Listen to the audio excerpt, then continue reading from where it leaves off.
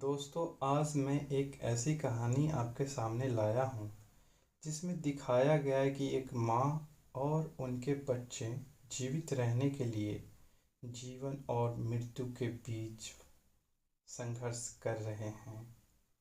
यह कहानी सिर्फ अस्तित्व की लड़ाई नहीं, बल्कि मनोवैज्ञानिक संघर्ष की है। डर, रहस्य और इंसानी जज्बों की यह कहानी हमें सिखाती है कि जब तक हिम्मत है, तब तक कोई भी चुनौती असंभव नहीं।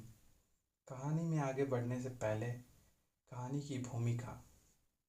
रीमा एक 34 वर्षीय महिला अपने 3 बच्चों 12 साल की अंशिका, 8 साल के रघु और 4 साल के नील के साथ इंडोनेशिया में छुट्टी मनाने गई थी। लेकिन ज़बरदस्त सुनामी ने सब कुछ तहस नहस कर दिया। उसका पति रोहन लहरों में खो गया और रीमा अपने बच्चों के साथ एक अज्ञात द्वीप पर फंस गई। लेकिन यह सिर्फ एक दुर्घटना नहीं थी। इस द्वीप पर कुछ ऐसा था जो उसे और उसके बच्चों को हमेशा के लिए यहाँ रोक सकता था। रीमा को जब होश आया तो उसने खुद को एक सुनसान समुद्र तट पर पाया। चारों ओर सिर्फ टूटे हुए पेड़, बहता हुआ पानी और दूर तक फैले जंगल की घनी परछाइयाँ थी। बच्चे बुरी तरह से डरे हुए थे। अचानक अंशिका ने समुद्र की ओर इशारा किया। एक अजीब आकृति लहरों के बीच दिखाई दी। ऐसा लगा जैसे कोई उन्हें देख रहा हो। लेकिन जब रीमा ने ध्यान से देखा तो कुछ नहीं था। रात गहरी होती जा रही थी और अचानक जंगल से किसी के चलने की आवाज़ आने लगी। क्या कोई और भी इस द्वीप पर था? भूख और प्यास से बेहाल रीमा ने जंगलों में खाने की तलाश शुरू की। नारियल और जंगली फल मिले, लेकिन इसी दौरान उसे एक झोपड़ी के अवशेष दिखे। यहाँ पहले कोई रहता था? रीमा ने खुद से सवाल किया। रघु झोपड़ी के अंदर गया और अचानक जोर से चीख पड़ा। रीमा भागकर अंदर गई। वहाँ एक पुरानी डायरी पड़ी थी।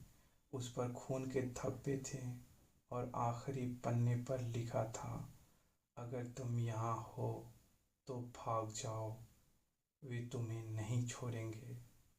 लेकिन वे कौन थे?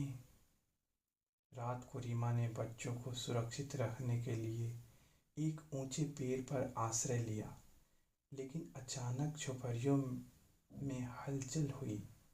किसी की भारी सांसें सुनाई दे रही थी। रीमा ने पत्थर उठाकर सामने फेंका और तभी एक आवाज़ आई, डरो मत, मैं तुम्हारी मदद कर सकता हूँ। एक अजनबी आदमी बिखरे बाल और फटे हुए कपड़े में खड़ा था। उसने अपना नाम अर्जुन बताया। मैं 3 साल से इस द्वीप पर हूँ, उसने कहा। 3 साल? रीमा चौंक गई।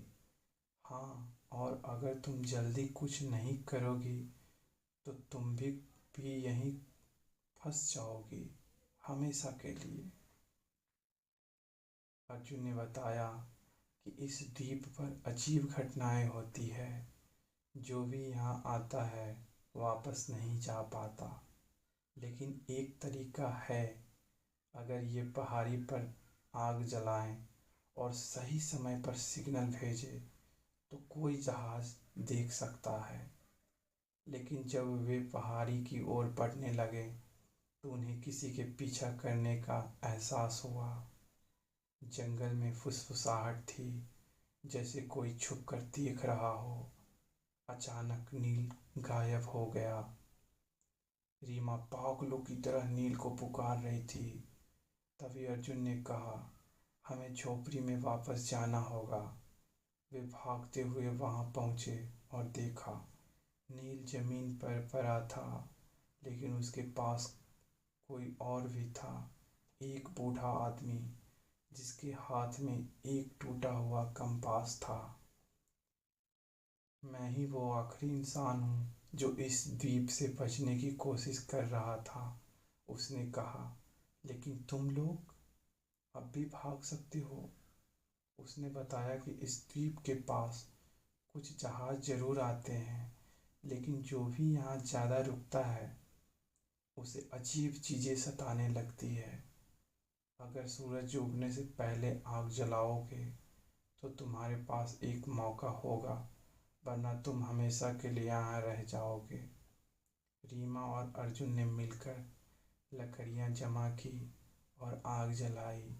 हवा तेज हो रही थी और जंगलों में फिर से अजीब आवाज़ें आने लगी। आखिरकार एक जहाज दिखा। रीमा ने अपनी जैकेट जलाकर और सिग्नल दिया, लेकिन तभी झोपड़ी से कुछ निकलकर उनकी ओर बढ़ा।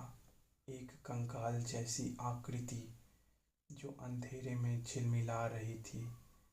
भागो! बूढ़े आदमी ने चिल्लाया। अर्जुन ने बच्चों को गोद में उठाया और भागने लगे। आखिरकार जहाज का एक बचाव दल आ गया। रोशनी पड़ते ही जंगल की रहस्यमयी आकृति गायब हो गई। रीमा और उसके बच्चे बच गए, अर्जुन और बूढ़ा आदमी भी।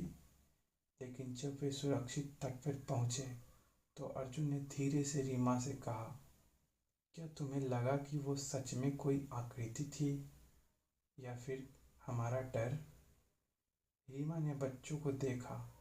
वे सहमे हुए थे लेकिन जिंदा थे।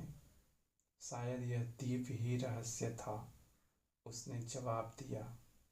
कुछ सवालों के जवाब कभी नहीं मिलते, लेकिन हम बच गए और यही सबसे ज़रूरी है। क्या रीमा ने सच में कुछ देखा था या यह सिर्फ उसका डर था? क्या अर्जुन वाकई वहाँ 3 साल से था या वह भी इस द्वीप का एक हिस्सा था?